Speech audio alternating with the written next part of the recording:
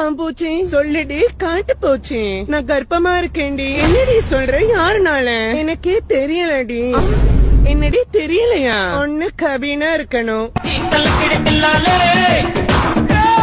இல்லன்னா செபட்டியானா இருக்கணும். மச்ச தண்ணி ஒத்துக்கிச்சு, பச்சை தண்ணி பத்திக்கிச்சு, தில்லே போர்டு தில்லே.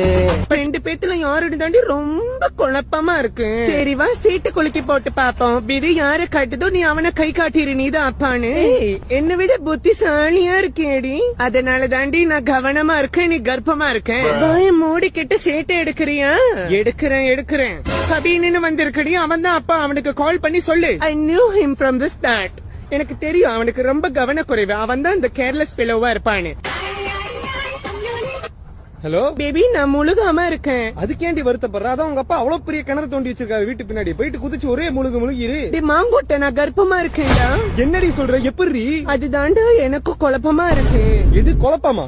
இல்லடா, ஐ மீன் நீ அதை விட நமக்கு கல்யாண வேலை நிறைய இருக்குடா. நீ வேற பேச்சு பேசி டைம் வீணாக்காத. விதி வேற வழி. நான் அப்பா ஆவறதுக்கு தயாராவற, நீ அம்மா ஆவறதுக்கு தயாராரு. அப்புறம் ஒரு முக்கியமான விஷயம்டா, நமக்கு பையன் பிறந்தா அவன் பேரு செபட்டியானுதான் வைக்கணும். என்னடி பேரு இது? அசிங்கமா இருக்கு. பேருதான் இப்படி, ஆளு அப்படி இருப்பா போல. என்னென்னமோ பேசுற. யார பத்தி சொல்ற? நம்ம எதிர்கால குழந்தைய பத்தி சொன்னேன்டா. நல்லா சொல்றடி.